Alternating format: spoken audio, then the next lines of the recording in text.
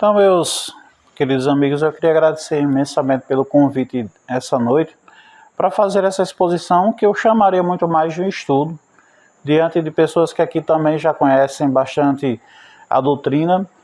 E o mais importante, eu sei disso como professor, que o conhecimento que não se move, que ele não é discutido, que ele não é transmitido, renovado, ele tende a se acabar, ele tende a murchar, ele tende a perder sentido. Então, todo conhecimento que precisa ser construído precisa estar em movimento. É aquilo que eu sei, junto com outros amigos que sabem alguma coisa, visões diferentes, mudanças de atitude. Se não fizermos isso, com certeza não aprendemos nada. Nós não sabemos ainda. Nós sabemos um pouquinho. E esse tema de hoje, que é do capítulo... Deixa eu só consultar que minha memória não está boa. É o capítulo 16. Ela não se pode servir a Deus e a Mamon, uma referência à questão da riqueza, ao dinheiro. E o tópico específico é o desprendimento ou desapego dos bens materiais, dos bens terrestres e materiais. O que é que poderíamos dizer a respeito disso? É provavelmente uma das coisas mais difíceis, na minha concepção, de ser entendido no Evangelho de Jesus e para ser aplicado aqui por nós na Terra nesse momento da nossa vida. Por que a dificuldade? Vamos começar com uma ideia bem simples. Estamos aqui encarnados na matéria. A matéria precisa de uma sobrevivência. O corpo que nós adotamos, que nós usamos, ele foi uma construção divina em milhões de anos e ele está adaptado à sobrevivência a períodos difíceis. Se buscarmos o conhecimento científico da biologia através da teoria da evolução, a formação do nosso organismo que temos hoje para usarmos, né, o nosso enriquecimento espiritual, ele na realidade é um corpo que traz instintos, ele traz costumes de milhões de anos de necessidade no meio da selva. Provavelmente nos últimos séculos nós desfrutamos, meu amigo Rodrigo, das melhores condições de vida que o ser humano já teve desde a sua origem, desde que apareceu aqui. E o corpo da gente responde de que maneira? A partir dos excessos, doenças, excesso de gordura, porque a gente está vivendo bem, mas o corpo precisa de um certo movimento, porque a vida no passado era difícil. Então, manter-se vivo, sobreviver, sempre foi uma dificuldade. Daí nasce a carência da nossa matéria, dos bens materiais. Instintivamente nós temos muito apreço, muito apego, não só ao dinheiro, mas aos bens materiais. O dinheiro já é uma fase a mais, porque nós substituímos as coisas por uma coisa simbólica, um objeto por um símbolo. Com um papel pintado, escrito um número, eu compro uma bala com R$2, ou eu posso comprar algo muito maior com R$100, R$200. Mas é só um papel pintado. É um símbolo, não é de fato a riqueza. Ele representa o portador, quem vai levando. Nós temos o quê? Uma coisa que nós não conseguimos ainda superar.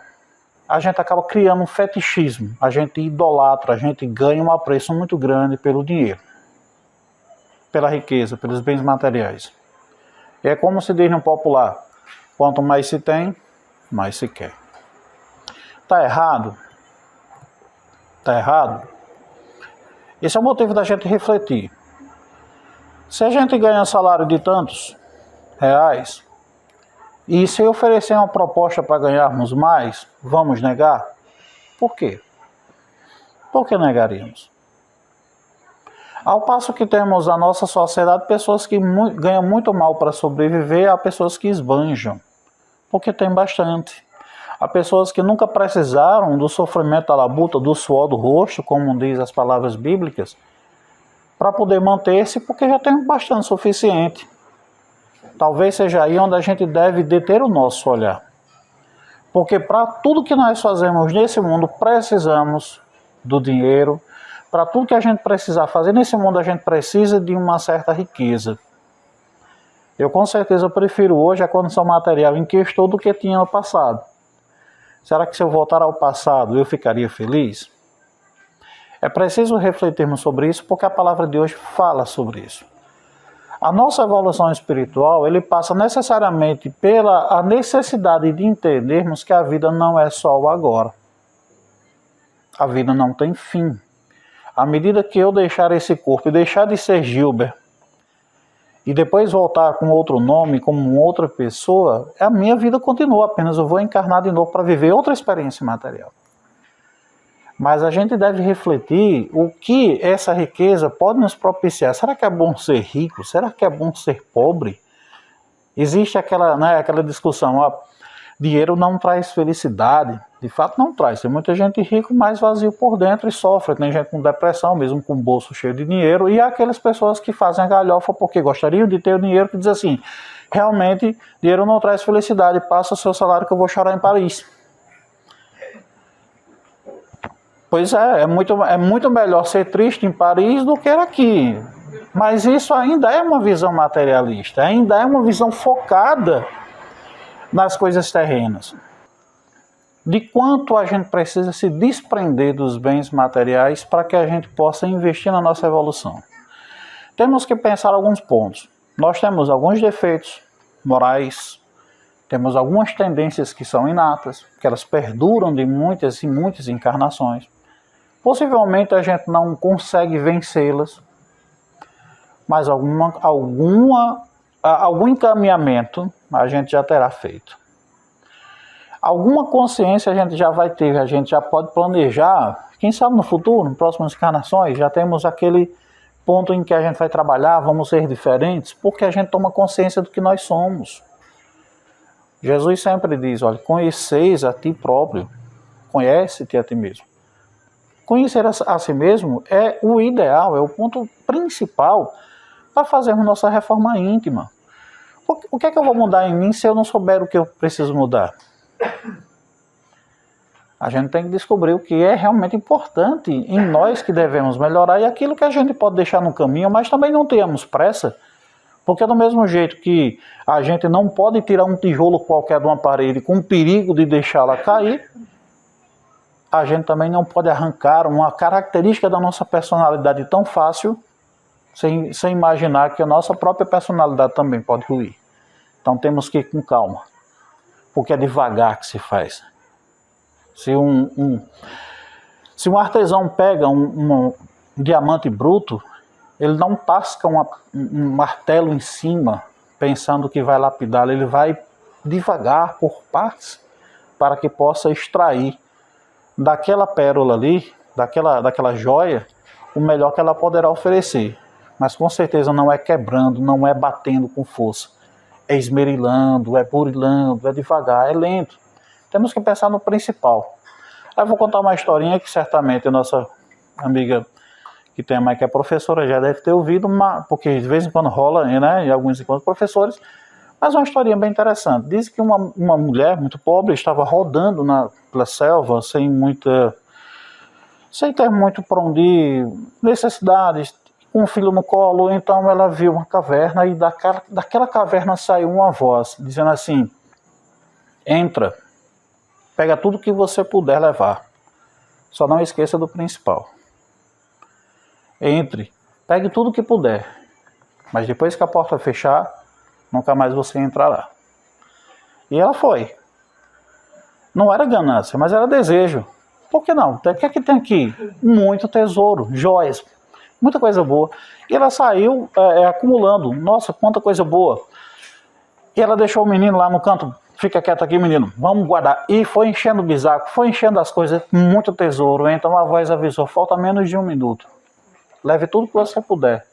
Mas não esqueça do principal. Porque depois que a porta fechar, nunca mais se abrirá. E ela se aperreou. Nossa, falta muito pouco. Eu quero levar o máximo possível. Aí já não é mais a necessidade de sobrevivência. Já foi a ganância. Já foi aquele olhão grande, né, que a gente constrói. Meu Deus, eu posso levar o que eu quiser. Então, ela levou tudo e correu. Deu tempo. A porta se fechou. E ela percebeu que o principal ficou lá dentro. Ela esqueceu o filho lá. Às vezes a gente pode tirar alguma lição dessa história. Sim, a gente não pode ver grande coisa que a gente realmente cresce os olhos e acaba esquecendo o principal. Quantas pessoas abandonam os outros por causa de dinheiro? Na nossa sociedade mesmo, quantas pessoas destroem uns aos outros e até a própria família por causa de dinheiro, herança e outras coisas mais. Quantas pessoas hoje no mundo estariam esbanjando riqueza, dinheiro, enquanto que outras passam necessidade? Aqui a palavra que é de Lacordaire, eu não me lembro qual a página.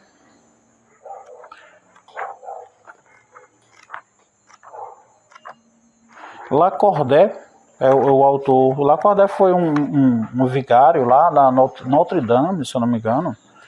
Mas, boa noite, pessoal, sejam bem-vindos, minha amiga Simone. E Lacordaire, ele fala o seguinte, só um minutinho, até achar a palavra aqui, porque eu acho que eu já até perdi o que é que eu ia dizer, mas voltando. Quem teve Covid está nesse moído, se não disser logo, esquece. Mas quanta gente tem esbanjando fortuna enquanto que outras pessoas vivem em necessidade? A gente precisa pensar, que Lacordaire está falando aqui das suas próprias atitudes em relação aos bens materiais. Ele lembra até algumas palavras de Jesus, daqui a pouco a gente vai trabalhar. Mas vamos pensar que também no mundo em que a gente vive, e aonde a gente está vivendo a nossa encarnação, e aonde a vida também flui, não caiamos, não vamos cair na tentação de achar que a única vida possível é só a vida espiritual, é lá do lado de lá, e eu só vou me preparar para o lado de lá, porque isso é um equívoco muito grande. Do lado de lá a gente se prepara para voltar para cá. A vida está nos dois. Então esse mundo em que eu faço parte, nesse mundo que eu tenho pessoas que dependem de mim, e nesse mundo em que eu posso colaborar de maneira positiva, eu tenho que fazer um mundo em que eu vivo melhor. Não precisa ser pela violência. Se eu usar violência, só mais um violento, só uma pessoa que mais agride. Eu posso ser uma pessoa que construa. E isso a gente pode fazer refletindo sobre a sociedade que a gente tem. São Paulo é a cidade no mundo que tem mais pessoas morando em situação de rua. É a cidade no mundo hoje. Essa mudança foi até recente, porque por incrível que pareça, a cidade que tinha mais mendigos e pessoas em condição de rua não era São Paulo, era Nova York. São Paulo é 3 vezes maior. E Nova York tinha uma população de rua muito maior do que a de São Paulo. Agora é São Paulo.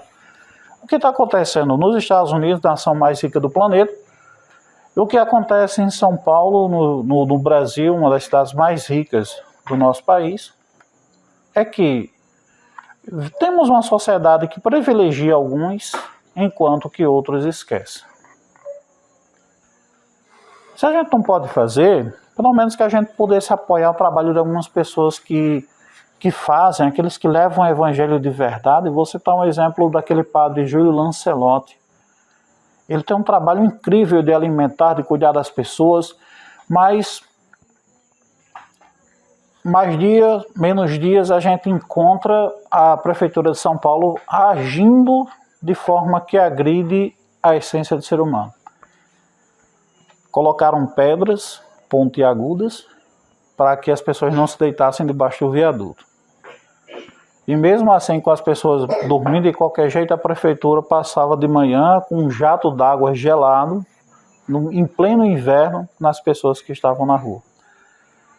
A forma de fazermos política, de agirmos no mundo, deveria refletir os nossos valores.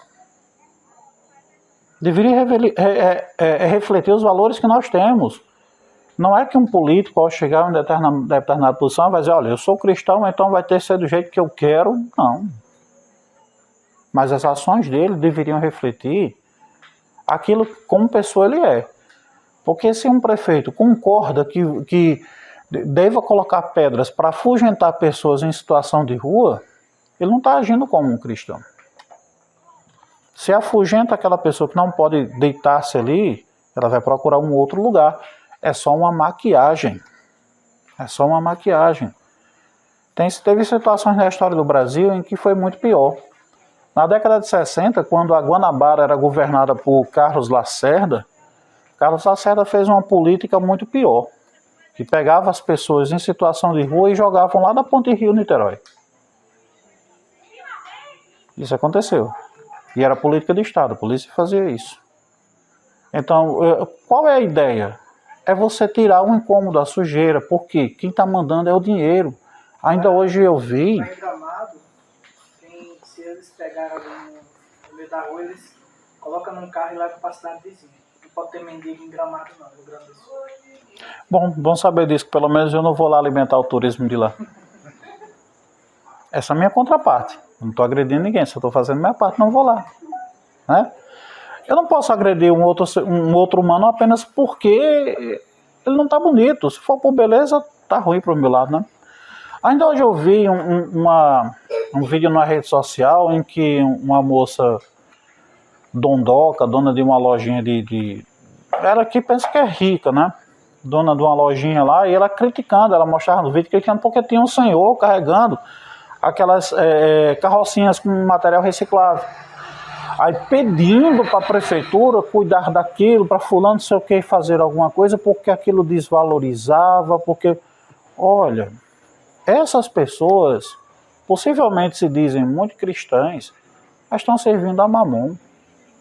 Elas só se importam com o exterior, com a riqueza, com aquilo que ela tem e está em conforto e não pode ajudar. Ajuda um irmão, faça algo diferente. Se você quer tirá-lo dali, se está feio, dá uma carroça mais bonita para ele, então. Vejam, os nossos valores refletem aquilo que a gente pensa, mas observe que o mundo que a gente vive, ele reflete muito mais a nossa carência, a nossa necessidade de ter dinheiro, acima de tudo e passando por cima de todos, do que fazer valer os nossos valores ditos cristãos. E essa é uma reflexão que todos nós temos que fazer, porque ela é verdade. Ela é verdade. Muitas pessoas vendem sua própria fé. O importante é o dinheiro. O importante é o dinheiro. Para casar com uma família mais rica, a pessoa no instante abraça uma outra religião. E por aí vai. Então, Jesus aqui... Uma das coisas mais difíceis que Jesus disse foi quando um rapazinho veio perguntar para ele o que é que poderia fazer para segui-lo. Jesus... não de maldade, mas para exemplo, porque tudo que Jesus fazia, eu tinha plena certeza que ia ficar registrado de alguma forma para servir de modelo. Jesus estava a todo momento ensinando alguma coisa. Pense num caboclo inteligente enquanto estava aqui. Nós sabemos da potencialidade de um ser superior como Jesus. Outra é aquele ser superior caber dentro desse corpinho aqui, manifestar todas as suas qualidades. Isso é bem diferente. Porque Jesus, enquanto encarnado, por mais puro que ele seja, existem as necessidades fisiológicas, existe o mandamento que o corpo impõe. Por isso que Jesus esteve lá numa cruz, porque ele não faria mágica de descer. Não faria mágica de descer. Ele, mesmo assim, ele estava sempre ensinando. O jovem chegou todo empolgado. Mestre, o que eu preciso fazer para segui-lo? Aí Jesus olhou e disse, tá, muito empolgado, né, filho? Vá lá, pega todas as suas riquezas, tá, aos pobres, depois vem e me segue. Aí o rapaz ficou triste. Ele pensou, meu Deus, é melhor ficar olhando só pregação, né? Esse sacrifício está muito grande. Mas a ideia, será que Jesus realmente queria que ele ficasse pobre só para poder segui-lo? Aquilo ali era só um exemplo. Porque Jesus estava mostrando para ele que não era aquilo que ele queria fazer. Apenas isso. Ele estava dando como exemplo, vai lá, se despoja do que você tem e dá aos pobres. Não era só a riqueza. Despoja-se daquilo que você tem, do seu orgulho, e vá dar aos pobres aquilo que precisa. E depois vem e me segue. Jesus já tinha um grupo dele, ele já tinha lá. Ele não precisava de um xereta, aqui na realidade não tinha compromisso, ele estava apenas fascinado. Quantas pessoas chegam na nossa casa espírita apenas fascinado por algo? Uma palestra bonita de alguém, uma sessão mediúnica que presenciou, agora eu quero ver se é verdade, vou lá. Chega na nossa casa espírita encantado, mas é um fogo de palha, daqui a pouco vai embora, ele não tem perseverança. São essas pessoas que Jesus disse, vá lá, dá o que tem para depois me seguir. Você tem que ter compromisso e principalmente desprendimento. Porque há muitas pessoas que, muito tendo, nada fazem para ajudar um semelhante. Nem mesmo a palavra de conforto. E se vocês repararem, isso é um ditado popular, que é muito comum, mas que as pessoas que menos têm financeiramente são aquelas que mais ajudam aos outros. São aqueles que mais ajudam, nem que seja com um copinho de chá, nem que seja com um pouquinho de feijão. São essas pessoas que socializam, eu uso essa expressão, viu, Rodrigo? Socializam a pobreza. Porque no sistema que nós vivemos, econômico, sistema capitalista, todos os lucros são privados, mas a pobreza ela é socializada. E a gente tem uma estrutura em que as grandes corporações e os grandes capitalistas acabam sempre ficando com tudo e os que ficam embaixo precisam socializar para sobreviver. Aí você vai dizer, Gilber, você está fazendo politicagem, você está falando sobre coisa que nem deveria. Não, eu estou falando do nosso mundo. Durante a pandemia, dobraram os números de bilionários do mundo, inclusive no Brasil. Onde é que esse povo tirou esse dinheiro? Se a economia estava quase parada. Alguma coisa acontece que quem duplica sua própria fortuna não trabalhou para isso. Quem enriquece não é quem trabalha muito. Quem enriquece é quem rouba, de alguma forma, explorando de algum irmão. A grande maioria está passando fome. A grande maioria ainda está passando fome. Quem enriquece não é a pessoa mudar de condição financeira, porque se você tem um salário de 2 mil e passou a ganhar 10, mas ainda é empregado, e se você ficar desempregado e amanhã você ficar desempregado, você não vai ter como fazer sua feira, mesmo que você ganhar 10 mil, você não é rico do mesmo jeito. Rico é aquele que tem sua renda e não precisa trabalhar, ele só vai investir em alguma coisa, esse é o rico. Mas a gente vê que esses grandes ricos de verdade, eles só lucram com a pobreza. E cadê a contrapartida deles? Onde está a contrapartida? As grandes empresas, elas controlam praticamente o que a gente pensa, o que a gente fala, os nossos gostos, o que a gente quer comprar, porque nós somos influenciados por redes sociais, por TV e etc. Mas eu não vejo ninguém ajudando. Não vejo nenhuma dessas empresas fazendo uma campanha para ajudar uma pessoa pobre, nem que seja um curso para treinar um trabalhador. Por que isso aqui é importante? Porque de repente a gente já tem uma vida remediada aqui. O nosso amigo Lacordé está falando, se você tem bastante, pode ajudar um irmão. Agora não precisa, olha, agora eu sou rico, aqui Silvio Santos, jogar dinheiro para cima. Agora R$50 o aviãozinho. Não vai servir, você precisa movimentar aquilo que ele foi emprestado, porque o dinheiro não é seu, entrou em prol do próximo. Não é pecado ser rico. Não é a maior maravilha do mundo ser pobre também. Mas é o que você faz com isso. É o que você faz com a riqueza que Deus emprestou. E temos até também outro ditado popular que eu gosto de usar muito, conhecimento que fazem parte da nossa própria sociedade. Ao deixarmos essa vida, não levamos nada. De maneira que prova que nada temos. Tudo é só emprestado. Nada é meu de fato para eu me agarrar. Eu me agarro, olha, isso é meu e... Não é tudo emprestado. Tudo que nós temos, você pode ter uma mansão imensa, mas não é seu. Quando você deixar essa vida, talvez você leve até coisas piores, porque você mergulhou na ganância, mergulhou nas baixas vibrações, teve raiva de todo mundo porque achava que todo mundo estava com inveja, porque o povo não pode ficar com R$10 no bolso, não, que o povo disse que está olhando para ele que está com inveja, né? Eu estou mais rico, então ele é pobre e ele está com inveja de mim. É sempre assim, nós somos assim. Infelizmente, nós temos essa tendência. Alguns mais, outros menos. Eu não sei, não vou nem falar de mim, eu não tenho isso. Brincadeira. Mas, ao refletirmos sobre essa questão desse desprendimento, ele é necessário para a nossa própria evolução pessoal. Porque, como é que eu poderia dizer? Primeiro que a gente já vibra energias muito mais positivas. A gente consegue realmente tornar o seu próprio ser muito maior do que antes. Outro tem um exemplozinho só para a gente ver como é difícil a gente se desprender da ideia material e até mesmo falar sobre ela, porque nós estamos tão mergulhados num mundo que precisa a todo tempo estar se justificando pela posse. Eu vou citar um exemplo que aconteceu na época da colonização. Está no livro O Povo Brasileiro de Darcy Ribeiro. Nesse livro ele conta um episódio, está registrado nos livros dos viajantes, cujo nome agora eu esqueci, mas um dos franceses conversando com um dos tupinambás, o tupinambá, um senhor, fez uma pergunta para ele: me diz uma coisa, vocês sabem que durante a colonização os europeus vinham aqui buscar muitas coisas que ele não tinha, ouro, etc., mas no começo eles estavam levando era para o Brasil. O Brasil tem esse nome em grande parte devido à existência dessa árvore, né? Em parte, né? Porque tem toda uma complexa história por trás desse nome Brasil. E a árvore Brasil, o pau-brasil, ela servia para retirar uma tinta vermelha e dava outras tonalidades, de maneira que era bem mais barato. Porque a cor vermelha, na época, era muito difícil de ser conseguida para tinturar roupas.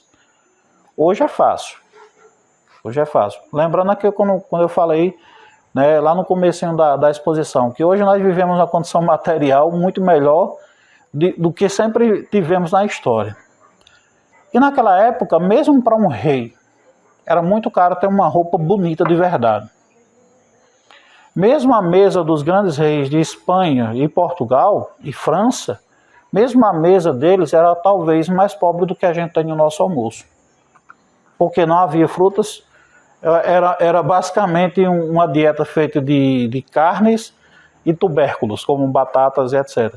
E a gente hoje tem diversas frutas que vieram de vários lugares do mundo, inclusive por causa do trabalho dos portugueses e espanhóis. Aí vejam só, eu estava falando sobre, desculpe, Covid. Do pau-brasil. Eu fui fazer a contextualização e acabei esquecendo por quê. Quem já teve a Covid certamente fica com esse problema neurológico. Eu já vi muita gente com esse sofrimento. Me aconteceu no final. Betinha Natal deixou de dar palestra. Ela deixou de dar. Esquece o que acabou de dizer. Me aconteceu agora. Me acontece com frequência. Depois de dar uma cortada, né? Você não vai. Você dá uma cortada, o quê? Vai ficar meio estranho. Mas eu estava dando aula lá em Parelhas e no meio da aula, empolgadíssima, aula muito boa, os alunos participando, aquela coisa mais linda. E pessoal, a gente estava falando de quê mesmo? E os meninos olharam para mim com desconfiança: professor, você está zoando com a gente? E era para ver se a gente estava prestando atenção. Eu disse: não, é porque eu esqueci mesmo. Mas vamos seguir. A ideia era que esse tupinambá estava perguntando para o francês por que precisavam tanto daquela madeira. No seu país não tem árvore, não. Pergunta mais do que honesto. Inteligentíssima. Por que eu venho de outro lugar se lá tem árvore também? Então o francês respondeu para ele que tem sim. Tem essas árvores, mas não essa. Essa aqui a gente precisa para fazer a tinta, para isso, aquilo, outro. Aí ele faz uma nova pergunta. Mas precisa ser tanto? Ele disse: claro, porque a gente precisa acumular riquezas. E você vai gastar tudo isso? Não, eu vou deixar para os meus filhos. Mas os seus filhos são retardados que não conseguem trabalhar por si próprios? Nós vivemos uma mentalidade, a mentalidade ocidental, a nossa, é de trabalhar exaustivamente para acumular. A gente sabe que se realmente não fizer as contas direitinho, a gente acaba sofrendo problemas, né? Temos aqui alguém especialista na arte, na contabilidade. Se você não faz as contas direito, você pode passar fome mesmo, porque as contas não vai fechar. Mas, mesmo assim, observem, a lógica da organização econômica do nosso mundo é de ganhar mais. Mais. É sempre construir mais. O Facebook tem 1 bilhão e 400, sei lá, tem um... Você lembra quantos são, Vicente? Quantos bilhões são de usuários de Facebook? É muita gente. É 1 bilhão, é muito mais de bilhão, eu acho que deve estar perto dos 2 bilhões de usuários, e mesmo assim a empresa declarou ainda há pouco tempo que ela estava em decadência, estava em crise porque ela não cresceu.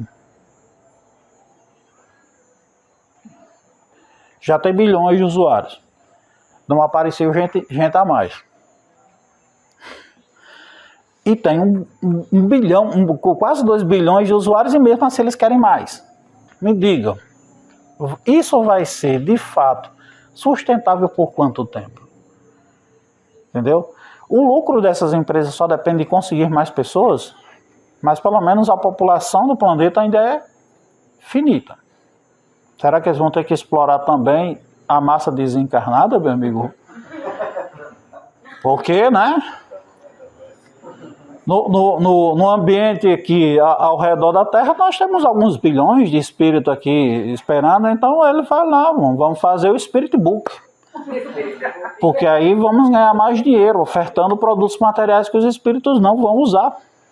E por aí vai.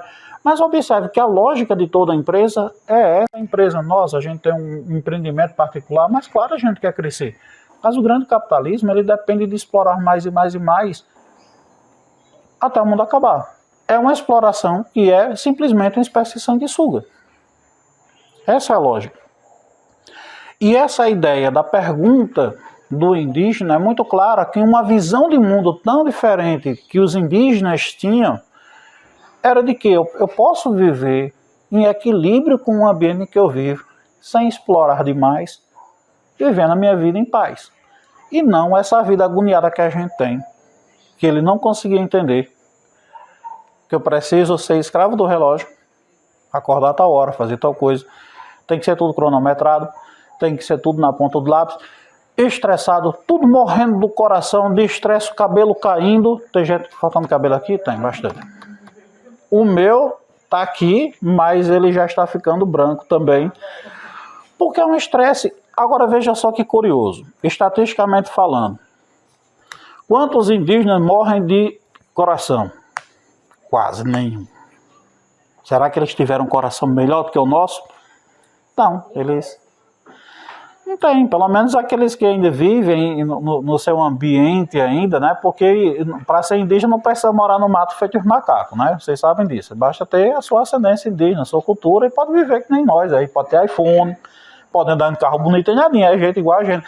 Agora aqueles que estão lá, né, no seu ambiente, que ainda cultivam suas tradições, que estão vivendo ainda em equilíbrio com o meio ambiente, essa galera não tem aperreio, não morre do coração, não. Morre de coração é a gente, que está aperreado com o final do domingo, porque amanhã é segunda, e já está pensando, meu Deus, amanhã é segunda, amanhã começa a batalha.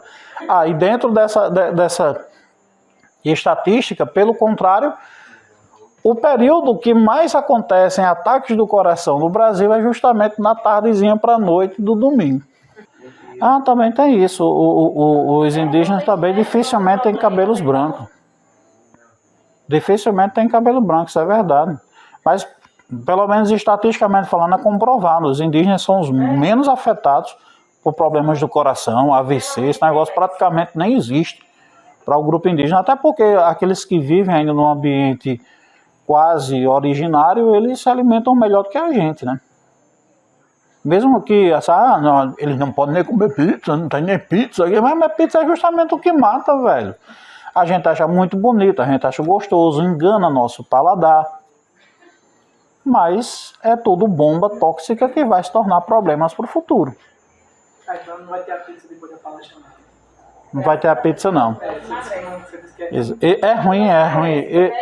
Eu particularmente não gosto. Meu objetivo é sempre acabar para não deixar essa maldade para os outros, com certeza. Mas voltando às ideias, o quanto a gente tem feito para se desvencilhar das armadilhas, digamos assim, que o apego excessivo aos bens materiais nas nossas vidas a gente tem feito. Quanto a gente tem feito? Eu ainda tenho alguns apegos, se bem que na maioria deles não. Mas quanto a gente deixou de fazer porque a gente pensa, eu não posso largar isso que eu tenho hoje. E quanto da gente a gente fez para ajudar alguém, nem que seja alguém da família que estava numa situação mais delicada, porque a gente não compartilhou? Aqui a palavra trazida por Lacordaire lembra tanto a questão de quanto eu posso ajudar meu próximo, como também lembrar, olha, para você fazer algo também, se você tiver condições, não significa que você vai esbanjar dinheiro, jogar à toa, não. Isso também é desperdício, isso também representa uma desestabilidade, uma incompreensão da natureza da própria riqueza que você pode ter. Isso se reflete nas prioridades das pessoas. Há pessoas com uma certa condição financeira, mas levam uma vida simples e até têm trabalhos sociais. Mas tem outros que têm tanto dinheiro, que ganham às custas dos outros, que estão fazendo viagem para o espaço. São milhões gastos em 5 minutos olhando para tudo preto.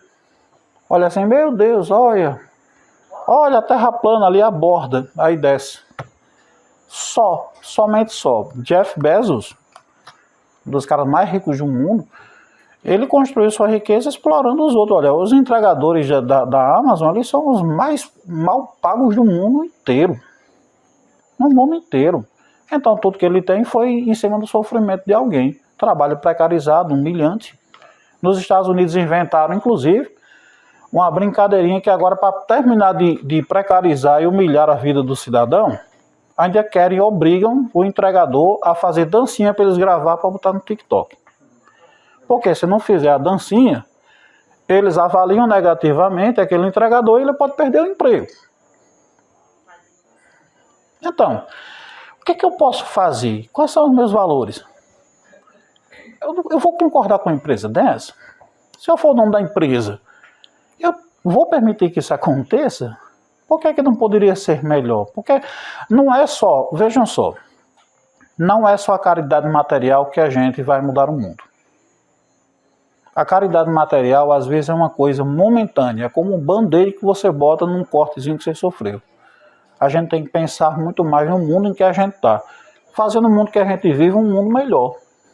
Fazer um mundo melhor. A gente pode mudar as coisas. Tem estratégias.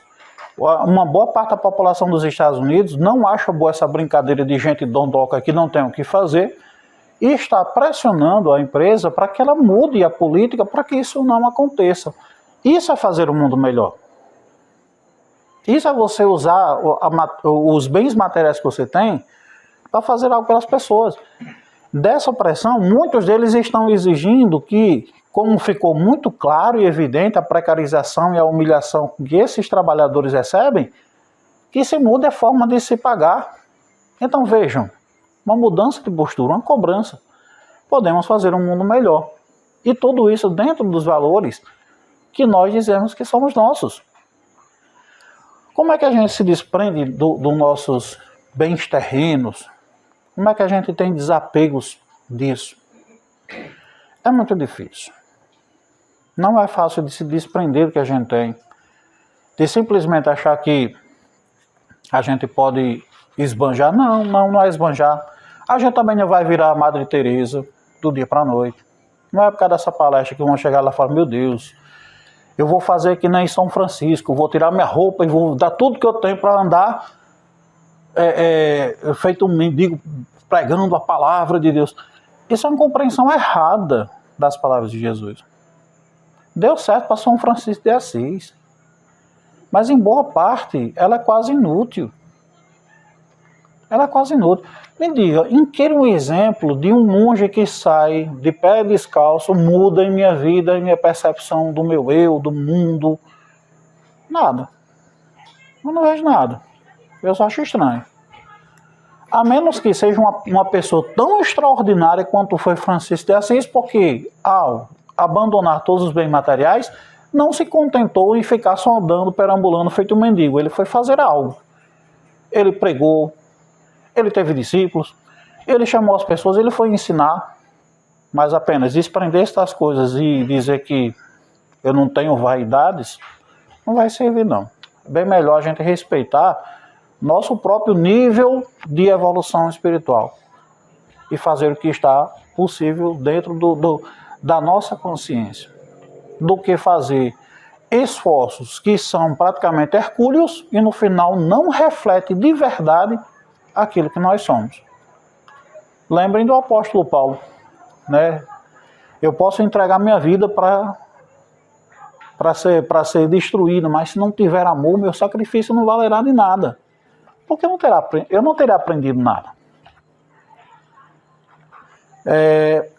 Para quem ainda não leu, o irmão, como é o nome do irmão lá do livro Voltei? Irmão Jacó, né? Mais uma coisa que eu estava esquecendo, irmão Jacó. Irmão Jacó foi presidente da FEB. Fez muita caridade física. Chegou do lado de lá, isso de nada serviu, porque nem tudo era de coração. Praticamente ele não aprendeu, estava cumprindo um ritual.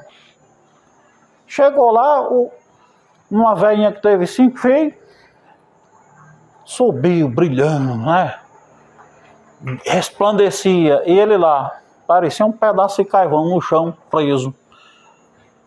E aí o que é que bateu nele? Inveja, pronto. Toda a vibração negativa daquilo que ele sempre foi. Por quê? Porque tudo que ele fez não realmente fez com que ele progredisse.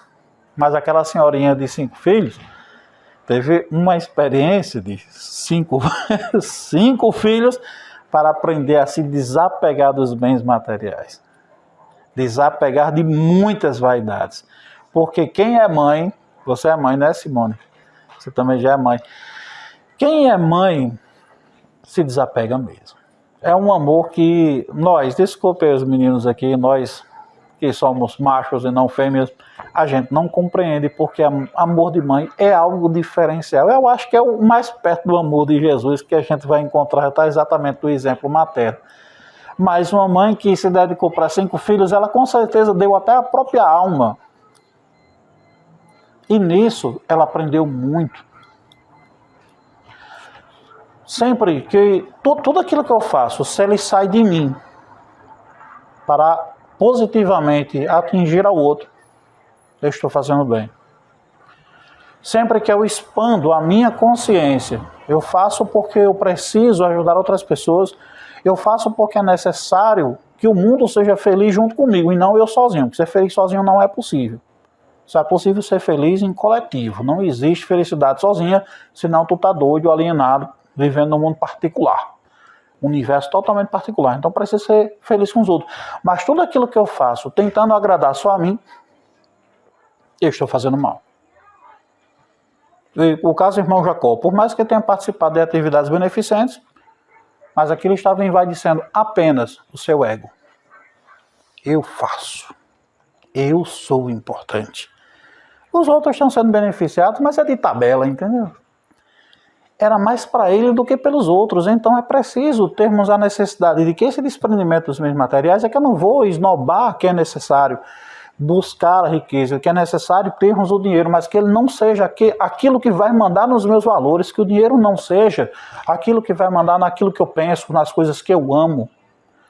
Tem uma frase que eu gosto muito, que eu vi em uma camisa uma vez, que tinha escrito assim: coisas e pessoas. Ame e use. Então, coisas para amar, pessoas para usar. Aí fazia aquela regrinha de 3, botava o xizinho, coisas é para usar e pessoas é que é para se amar. E vivemos num mundo em que nós invertemos. Amamos as coisas e usamos as pessoas.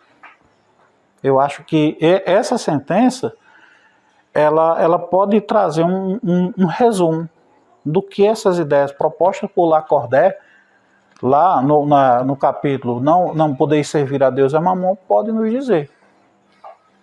Amemos as pessoas, usemos as coisas, e não o contrário, como nós estamos vendo hoje. E assim, a gente vai estar vivendo o Evangelho. A palavra de Jesus. Meus queridos, muito obrigado por esse momento. A gente encerra aqui.